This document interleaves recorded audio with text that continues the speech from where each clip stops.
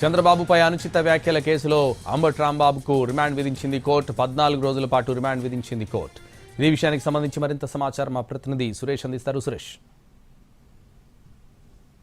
కొద్దిసేపటి నుంచి జరుగుతున్న వాదనలు పూర్తి స్థాయిలో విన్న స్పెషల్ మొబైల్ కోర్టు న్యాయమూర్తి ప్రస్తుతం అంబటి రాంబాబుకు దాదాపు 14 రోజుల పాటు కేసులో రిమాండ్ విధించిన పరిస్థితి ఉంది. మరో కేసులో ఆయనకు బెయిల్ లభించిన పరిస్థితి అయితే ఉంది. అయితే ఇప్పటికే నల్లపాడు పోలీస్ స్టేషన్ సంబంధించి ఆయనపై జరిగిన మ్యాన్ హ్యాండింగ్ సంబంధించి న్యాయమూర్తి దృష్టికి తీసుకెళ్లిన నేపథ్యంలో అదే అంశానికి సంబంధించి కూడా న్యాయమూర్తి ఆయన స్టేట్మెంట్ ను రికార్డ్ చేసిన అనంతరం కొద్దిసేపటి మళ్ళీ ఆయన కొంత విరామం ఇచ్చారు. అయితే అటు పూర్తి స్థాయిలో అటు పోలీసుల రిమాండ్ రిపోర్ట్ తో పాటు పీపీ వాదనలు, అదేవిధంగా అంబటి రాంబాబు తరపున అడ్వకేట్ పొన్నవల్ సుధాకర్ రెడ్డి వాదనలు పూర్తి స్థాయిలో విన్న అనంతరం ఓ కేసులో ఆయనకు బెయిల్ మంజూరు చేసినప్పటికీ మరో కేసులో ఆయనకు దాదాపు 14 రోజుల రిమాండ్ విధించిన పరిస్థితి అయితే ఉంది. అయితే ప్రస్తుతం ఆయన్ను ఎక్కడకు ఏ జైలుకు తరలిస్తారనే అంశం మాత్రం కొంత స్పష్టత రావాల్సింది. ప్రస్తుతానికి ప్రాథమికంగా రాజమండ్రి జైలు అని చెప్తున్నప్పటికీ కొంత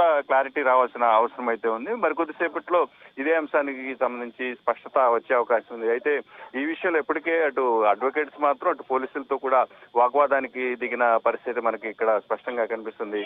మరికొద్దిసేపటికి మాత్రం పూర్తి క్లారిటీ వచ్చే అవకాశం ఉంది. సంతోష్, అయితే దీనిపై రిమాండ్ పై మరి హైకోర్టుకు వెళ్లే అవకాశాలు ఉన్నాయా అంబటి రాంబాబు? సురేష్, ఏదైతే ఈ రిమాండ్ సంబంధించి అంటే స్పెషల్ కోర్టు ఇచ్చిన తీర్పును సవాల్ చేస్తూ రేపు ఖచ్చితంగా వైసీపీతో పాటు ఆయన కుటుంబ సభ్యులు కూడా హైకోర్టును ఆశ్రయిస్తామని చెప్తున్నారు. అటు పోలీస్ స్టేషన్ లో ఆయనపై జరిగిన మ్యాన్ హ్యాండ్లింగ్ తో పాటు ఏదైతే పూర్తి స్థాయిలో ఇక్కడ జరిగిన ఘటనలను కూడా హైకోర్టు ముందుంచే అవకాశం ఉందని మాత్రం వాళ్ళు చెప్తున్న పరిస్థితి అయితే ఉంది. అటు కుటుంబ సభ్యులు కూడా ఆయనపై జరిగిన మ్యాన్ హ్యాండ్లింగ్ పై మాత్రం తీవ్ర ఆగ్రహం వ్యక్తం చేస్తున్న పరిస్థితి అయితే ఉంది. రేపు ఖచ్చితంగా వాళ్ళు అటు వైసీపీతో పాటు ఇటు కుటుంబ సభ్యులు కూడా ఆయన హైకోర్టులో ఆయన బెయిల్ పిటిషన్ మూవ్ చేసే అవకాశం అయితే ఉంది. Santosh, thank you Suresh.